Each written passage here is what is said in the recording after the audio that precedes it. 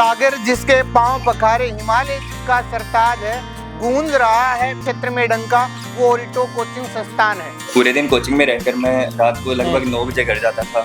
पूरे दिन कोचिंग में पढ़ाई करता था। मेरा बच्चा है ना, वो घर पे आता और यहाँ अपने माता पिता के जैसा ही महसूस करता है।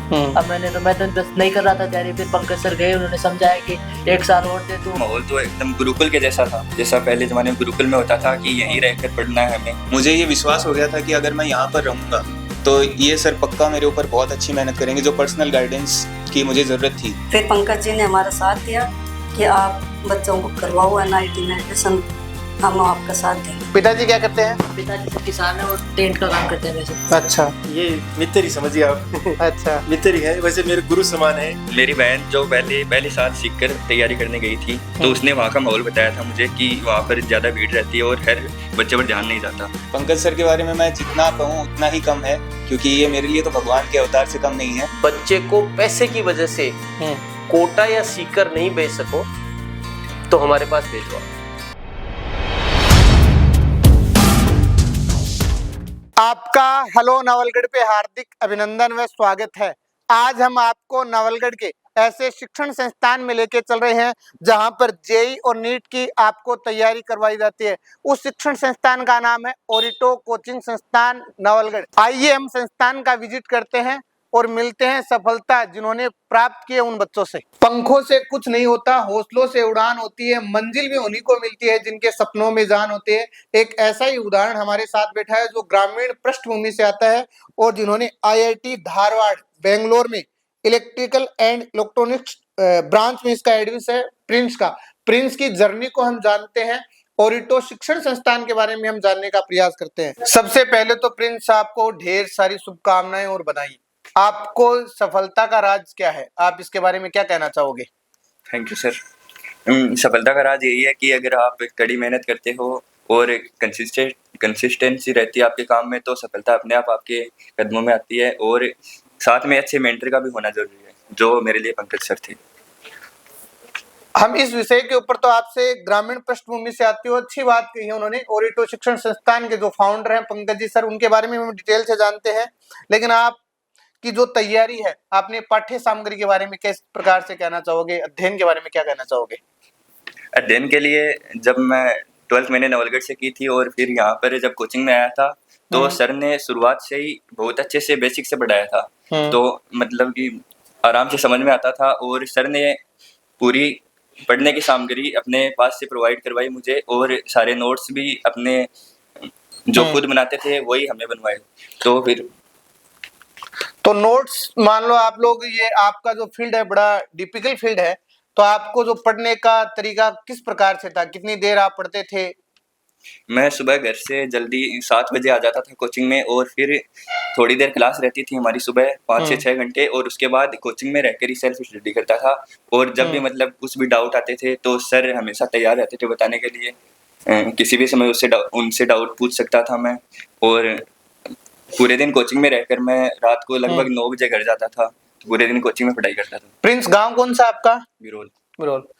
तो आपने कहा कि जैसे यहाँ पर सर के पास में एक लाइब्रेरी की भी सुविधा थी जिससे आप आराम से पढ़ सकते थे। यहाँ पर लाइब्रेरी थी, तो मैं रात तक उसी लाइब्रेरी में रुकता था और सर से डाउट पूछता था। तो सर का व्यवहार कैसा था संस्थान में? सर का व्यवहार एकदम अच्छा था, मतलब फैमिली की तरह था व्यवहार। कुछ भी प्रॉब्लम नहीं होती थी, मैं पूरे दिन यहाँ रुकता था तो कुछ भी मुझे प्रॉब्लम। लोग वो कहते हैं ना, रख हौसला वो मंजर भी आएगा, प्यासे के पास चल के समंदर भी आएगा, थक के ना बैठे मंजिल के मुसाफिर, मंजिल भी मिलेगी और मिलने का मजा भी आएगा। इसी प्रकार से प्रिंस ने शाश्वत किया इस चीज को। मैं आपकी जो संस्थान है ओरिटो, इसके बारे में पूछना चाहूंगा। यहाँ पर एकदम माहौल तो एकदम गुरुकुल के जैसा था, जैसा पहले जमाने में गुरुकुल में होता था कि यहीं रहकर पढ़ना है हमें, वैसा माहौल था। और ये एक बहुत बड़ी बात है कि गुरुकुल जैसा माहौल एक शिक्षण संस्थान को देना। मैं संस्थान को बहुत बहुत धन्यवाद दूंगा, किस प्रकार का माहौल ये नवलगढ़ में लेके हैं। तो आपने ये जो ग्रामीण अंचल में, जैसे मान लो आप विद्यार्थी हो, तो आपको ये नहीं लगा मुझे सीकर जाना चाहिए या जयपुर जाना चाहिए, या फिर आजकल जो प्रचलन है ऑनलाइन का, तो इसमें आपका विश्वास नहीं था क्या? नहीं, मेरी बहन जो पहले पहले साल सीखकर तैयारी करने गई थी, तो उसने वहाँ का माहौल बताया था मुझे कि वहाँ पर ज़्यादा भीड़ रहती है और हर बच्चे पर ध्यान नहीं जाता, और उसी का भी सिलेक्शन इसी कोचिंग से हुआ है, तो इस कारण से मैं यहीं पर आया। आपका पंकज सर पे एक विश्वास बना। हाँ, विश्वास बन गया। तो मैं जो भी ये वीडियो आप लोग देख रहे हैं, मैं आप लोगों को यही कहूंगा, निश्चित रूप से सीकर और जयपुर या ऑनलाइन प्लेटफॉर्म के माध्यम से विद्यार्थी तैयारी करते हैं, कहीं ना कहीं वो एक योद्धा के रूप में अपनी भूमिका का निर्वहन जरूर करते हैं, लेकिन उनको असफलता हाथ लगती है। तो आप लोगों से मैं यही कहूंगा कि आप इस संस्थान का विजिट अवश्य करें। आप क्या कहोगे संस्थान के बारे में? मेरे को ये संस्था बहुत ही अच्छी लगी। तो मेरा बच्चा है ना, वो घर पे आता और यहाँ अपने माता पिता के जैसा ही महसूस करता है। महसूस करता है। हाँ। तो मान लो ये जो नीट जेई की जो तैयारी करवाते हैं, वो शिक्षण संस्थान फीस को लेके कई बार दिक्कत होती है, तो इस प्रकार की दिक्कत आपको इस संस्थान में हुई क्या? दिक्कत तो हुई, पर सर ने होने नहीं दिया। होने नहीं दिया। हाँ। मतलब फीस आसान किस्तों में उन्होंने जमा करी। और क्या कहना चाहोगे आप पंकज सर के बारे में? पंकज जी सर ने हमारा बहुत ही योगदान दिया हमारे बच्चों को पढ़ाने में। मेरी बच्ची का सिलेक्शन हो गया तो हमारा तो ऐसा लगा कि हम नहीं करवा पाएंगे। NIT में उनका सिलेक्शन हो गया था। फिर पंकज जी ने हमारा साथ दिया कि आप बच्चों को करवाओ NIT में एडमिशन, हम आपका साथ देंगे। हम इसी संस्थान के जो एक और सितारे हैं, आदित्य से बात करते हैं, और पहले तो मैं उनके पिताजी से बात करना चाहूंगा कि वो ओरिटो शिक्षण संस्थान के बारे में क्या कहना चाहेंगे। सर, आप इस शिक्षण संस्थान के बारे में क्या कहना चाहोगे? सर, ये बहुत ही अच्छी संस्थान है और यहाँ पर बच्चों को क्या है, एक प्रकार से पारिवारिक माहौल मिलता है। आजकल जो बच्चों में एक दिक्कत आती है कि घर से बाहर बच्चा रहता है, तो वो कहीं ना कहीं वर्तमान में सोशल मीडिया का युग है, तो वो भटक जाता है, तो इस पे आप क्या कहना चाहोगे? इस पे तो ये है सर कि पंकज सर क्या है, सुबह 7 बजे जैसे बच्चों को बुलाते हैं और रात को 9 बजे 10 बजे तक यहाँ पे रखते हैं। तो इससे क्या है कि वो बच्चे जो मोबाइल की साइड वो अट्रैक्ट नहीं हो पाते। एक तो उनको टाइम ही नहीं मिलता है, उसके बाद में वो इतना मतलब टाइम उनका हो जाता है, उसके बाद तो घर जाके खाना खाएंगे और फिर सो जाते हैं। तो मल्टीमीडिया और इससे क्या पूरा दूर रहते हैं और पूरा अपनी पढ़ाई पे फोकस करते हैं। आदित्य, पहले तो आप अपना सामान्य परिचय दो, क्या किस प्रकार से आपकी जर्नी रही? सर, 12 के बाद जो मेरा मेन जो ड्रीम था वो NDA था, तो जिसके लिए मैंने कोचिंग भी की थी। लेकिन कहाँ से की? जी, मैंने वो देहरादून से की थी। अच्छा। तो उसमें मेरा नहीं हो पाया था। उसके बाद मैं बिल्कुल भटक गया था। तो मैंने जेई के बारे में देखा, तो मैंने सोचा कि मुझे ये करना चाहिए। तो मैं जेई में ऑनलाइन कोर्सेज में चला गया था। मैं लाइब्रेरी में स्टडी किया करता था, लेकिन लाइब्रेरी में जो मेन चीज, मैंने मेहनत तो की लेकिन मुझे डायरेक्शन नहीं मिली। जो मेन चीज एक बच्चा जिसको वो सिलेक्शन के लिए जो चाहिए वो है डायरेक्शन, एक सही दिशा, वो मुझे लाइब्रेरी में नहीं मिल पाई थी। तो मैं उस अटेम्प्ट में भी असफल रहा। फिर मुझे मनोज जी सर द्वारा ओरिटो एजुकेशन और पंकज सर का पता चला। उसके बाद मैं यहाँ पर आया और मैंने खुद का इंट्रो दिया, और जब मैंने पंकज सर से पहली बार बात की थी तो मुझे ये विश्वास हो गया था कि अगर मैं यहाँ पर रहूँगा तो ये सर पक्का मेरे ऊपर बहुत अच्छी मेहनत करेंगे। जो पर्सनल गाइडेंस की मुझे ज़रूरत थी वो मुझे लगा कि पंकज सर ही प्रोवाइड कर पाएंगे। तो आप पंकज सर के बारे में क्या कहना चाहोगे? पंकज सर के बारे में मैं जितना कहूँ उतना ही कम है, क्योंकि ये मेरे लिए तो भगवान के अवतार से कम नहीं है, क्योंकि मेरे लिए तो सब कुछ वही है। उन्होंने जितना उस पर ध्यान दिया है शायद ही कोई दे पाता। कबीर जी का एक दोहा है, गुरु गोविंद दोनों खड़े कांके लागू पाए, बलिहारी गुरु आपने गोविंद बताए। तो गुरु तो एक प्रकार से विद्यार्थी के जीवन में रोशन करने वाला व्यक्ति होता है। और आप लोग अभी कहाँ हो? जी, मैं NIT अगरतला में मैथमेटिक्स एंड कंप्यूटिंग ब्रांच में हूँ। तो आप जो अब जो युवक हैं, अभी 12th का जो एग्जाम देंगे, ये एक बड़ा विषय है, मैं आप लोगों के सामने रखा हूँ, क्योंकि लाखों विद्यार्थियों का एक सपना होता है 12th के बाद में, और नीट और जेई की प्रिपरेशन के लिए वो बाहर जाते हैं। तो आपको लगता है कि वो बाहर न जाके, मतलब अपने नवलगढ़ के आसपास के जो विद्यार्थी हैं उनसे आप क्या कहना चाहोगे? जी, उनसे मैं यही कहना चाहूँगा कि आज का जो युग है उसमें सबसे जो बड़ी दिक्कत है वो है डिस्ट्रैक्शन। और डिस्ट्रैक्शन जो आपने बताया सोशल मीडिया और मल्टीमीडिया का, उसके अलावा एक बच्चा भीड़ में खो जाता है। तो जो जिस मेहनत से वो अपनी तैयारी को शुरू करता है वो उस मेहनत को बना के नहीं रख पाता है, और तभी एक बड़ी कोचिंग में वो असफल हो जाता है। लेकिन यहाँ पर पंकज सर की गाइडेंस में वो उस चीज़ की दिक्कत नहीं होती है, और सफलता भी मिलती है। पंकज जी मील का हेलो नवलगढ़ पे सर आपका बहुत बहुत हार्दिक अभिनंदन और स्वागत है। Thank you sir. सर अभी मैं आपके विद्यार्थियों से हम लोग उनसे वार्तालाप कर रहे थे तो वो अपनी सफलता का जो राज बता रहे थे उसमें आपकी भूमिका निश्चित रूप से फाउंडर की भूमिका होती है, तो आप क्या कहना चाहोगे? जी खैर भूमिका तो उनकी ज्यादा है, वैसे मेरी तो बहुत कम है। मेरा काम तो देखो ऐसा होता है कि कंसेप्ट बता देना, और कंसेप्ट को ठीक से बता दिया, उसके बाद बच्चे क्या है सवाल कर लेते हैं और उनका हो जाता है। बस मेहनत करवाना है कि हाँ वो बच्चा सवाल करके आ रहा है कि नहीं करके आ रहा है, उसका हम ध्यान रख लेते हैं।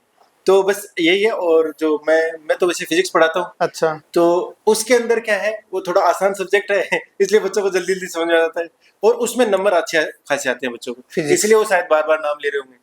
नहीं वो तो ये तो सर का बड़प्पन है, निश्चित रूप से सर ने मेहनत की है और ये एक सफल व्यक्ति की शख्सियत की एक खासियत होती है। मैं सर आपसे आपका परिचय के बारे में जानना चाहूंगा कि आपने नवलगढ़ को ही क्यों चुना? हालांकि फिजिक्स की तो टीचर की बहुत ज्यादा डिमांड होती है और इस नीट और आईआईटी फील्ड में तो टीचर को भरमार वेतन भी खूब अच्छा खासा मिलता है, तो आपने नवलगढ़ को ही क्यों चुना? इसके पीछे क्या कारण है? देखिए नवलगढ़ जो है मेरा जन्म स्थान भी है, तो मैंने सोचा कि यहाँ के बच्चों के लिए कुछ किया जाए। जैसे आप अभी देख रहे हो, जैसे दुष्यंत है, उनकी भी जो पृष्ठभूमि है वो कोई बहुत ज्यादा अच्छी है नहीं, एंड जो प्रिंस है उनके पिताजी उनके घर की स्थिति भी इतनी अच्छी है नहीं, तो वो जो बच्चे हैं वो वहां जा नहीं सकते। आप ये समझ लीजिए आर्थिक रूप से इतने समर्थ नहीं है। तो हमारा जो मॉडल है वो ऐसा ही है कि उसके अंदर क्या फीस बहुत कम रखते हैं हम। जैसे मान लीजिए यहाँ की जो स्कूलें लेती है ना, चार्ज करती है स्कूल जितना ही है। तो सर आप बताओ, आपको मतलब ये जो संस्थान है ओरिटो निश्चित रूप से भविष्य में एक वटवृक्ष बनेगी, हमारी भी ऐसी कामनाएं हैं। आप क्या कहना चाहोगे सर? मैं तो यही कहना चाहूंगा कि आर्थिक दौर में बच्चे को पैसे की वजह से कोटा या सीकर नहीं बेच सको तो हमारे पास भेजो आप। पहली बात तो ये। दूसरी बात, जब आपको उसी पैसे में उससे आधे पैसे में या अपन कहें कि बहुत अच्छा मिल रहा है, तो क्यों आप सीकर जाकर या कोटा जाकर अपना समय टाइम और 3-4 आदमियों को एंगेज करते हो? सही है सर। लास्ट ईयर हमारा जो रिजल्ट रहा है उसमें हम यूं तो नहीं कह सकते कि इतने बड़े इंस्टीट्यूट के बराबर नहीं है, लेकिन दावा करते हैं कि आने वाले समय में हम निश्चित रूप से सीकर और कोटा के बराबर रहेंगे। सीकर से 20 किलोमीटर दूर जो बच्चा गंगानगर से चल के आएगा, नागौर से चल के आएगा, वो सीकर आ सकता है, तो नवलगढ़ क्यों नहीं? ये बात आप बहुत अच्छी बात है सर, ये आना चाहिए। जो आसपास के विद्यार्थी हैं वो लोग भी ओरिटो शिक्षण संस्थान से अपना जो जीवन में उमंग उल्लास और उत्साह के साथ एक अच्छे व्यक्तित्व के रूप में निखर सकते हैं। बैच का जो आपका जो टाइमिंग होता है, मॉर्निंग होता है, इवनिंग होता है? देखिए सर, हमारे पास गुरुकुल सिस्टम है। अच्छा। हमने जो कंसेप्ट है गुरुकुल का उसी को अपनाया है। बच्चे हमारे पास सर्दी हो गर्मी हो सुबह 7 बजे आ जाते हैं। अच्छा। गर्मियों में 6 बजे और सर्दी में 7 बजे। कभी भी आप शाम को विजिट करें तो 9 बजे हमारे पास बच्चे रहते हैं, सर्दी में भी। ओरिटो कोचिंग शिक्षण संस्थान के जिनकी भूमिका एक हम लोग ये देख सकते हैं, चाणक्य के रूप में देख सकते हैं। हम मनोज जी से जानने का प्रयास करते हैं शिक्षण संस्थान के बारे में। बताइए सर। सर हमारा संस्थान अभी 11th-12th में फाउंडेशन बैचेज और टारगेट बैचेज चल रहे हैं, जिसमें जेई और नीट प्रमुख रूप से है। नेक्स्ट ईयर हमारा जो प्लान है वो 9th और 10th फाउंडेशन का भी है, जिसमें रेगुलर क्लासेस चलती हैं। क्लासेस के साथ आपके पास लाइब्रेरी की फैसिलिटीज है, और साथ में आप लोग अगर अदर चीज़ों को भी साथ में लेके चलें तो सारी सुविधाएं आपको मिल जाए।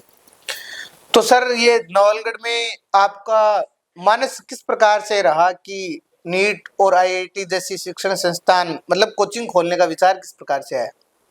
सर एक्चुअली मैं तो बेटी के लिए टीचर ढूंढ रहा था। अच्छा। पंकज सर से मुलाकात हुई और इनमें जो जज्बा देखा उस जज्बे को देख के बैकडोर से एंट्री मैंने करी। अच्छा, बैकडोर से एंट्री करी है। हालांकि मैं ओरिटो का को-फाउंडर हूँ। अच्छा। लेकिन पीछे का जो बैकअप इनका प्लान रहता है उसमें मैं पीछे इनके साथ रहता हूँ। आपकी बड़ी भूमिका होती है, ऐसा में पंकज सर ने भी बताया है। फिर मैं सीकर करीबन 5-6 साल रहा हूँ, वहाँ के बच्चों को देखा भी है। एक गैस चैम्बर में जो मॉडर्न बच्चे हैं वो रह रहे हैं। हाँ हाँ। इतना जबरदस्त प्रेशर रहता है बच्चों पे कि कुछ बच्चे तो यहाँ तक कि सुसाइड भी कर लेते हैं। बहुत ये उसी प्रेशर को खत्म करने के लिए हमने एक टेक्निक अपनाई कि फिजिक्स का एक रूल होता है और उसी रूल में हम एरोप्लेन भी उसी नियम के नियम। अनुसार उड़ता है कि बच्चे को इतना फास्ट कर दो गति। कि वो अपने रिजल्ट के बारे में सोचे ही नहीं, मतलब रिजल्ट के बारे में तब सोचे जब एग्जाम हो जाए। ठीक है सर। तो हमने इनका कंप्लीट प्लानिंग जो है वो गुरुकुल में ऐसा कर रखा है कि बच्चा पहले केवल टेस्ट देता है, उसका रिजल्ट आता है, फिर सोने का टाइम हो जाता है, सुबह उठते ही फिर क्लास शुरू हो जाती है। बीच बीच में हमारे मोटिवेशन सेमिनार चलते रहते हैं, स्पेशल लोग आते रहते हैं, बच्चों को घुमाने के लिए भी लेके जाते हैं, सारे वर्क होते हैं जो एक आम इंसान को अपनी जिंदगी में चाहिए। तो सर, यही आज था उस गैस चैम्बर से बच्चों को बाहर निकालने। सर, आज के जो 12th में जो युवा हैं, जो बच्चे अपना सपना लेके जाते हैं सीकर या जयपुर, वो उनकी एक पर्सनल विवेक है। आप उन जो हताश हुए युवाओं के बारे में क्या कहना चाहोगे, जो मतलब ऐसे मैं कई बच्चों से मिलता हूं तो कहते हैं कि सर हम नहीं कर पाएंगे, हम लोग, हमारा मनोबल टूट गया है, ऐसे बच्चों के बारे में आप क्या कहना चाहोगे? देखिए सर, मैं तो बात एक ही कहना चाहूंगा कि बिना मेहनत के तो कुछ हो नहीं सकता। कहीं ना कहीं आपको चाहे अब मेहनत कर लो या बुढ़ापे में मेहनत कर लो, एक बार आपको करनी है। बराबर मेहनत कीजिए, क्यों ना अपन किताबों के साथ वो मेहनत करें। किताबों में इतना कुछ नहीं है, आपको केवल मेहनत करनी है उनके साथ। आपको पूरे घर वाले खर्चा देंगे, सारी चीजें देंगे। ये बात तो है सर, युवा समझ भी रहे हैं इस बात को। धन्यवाद सर।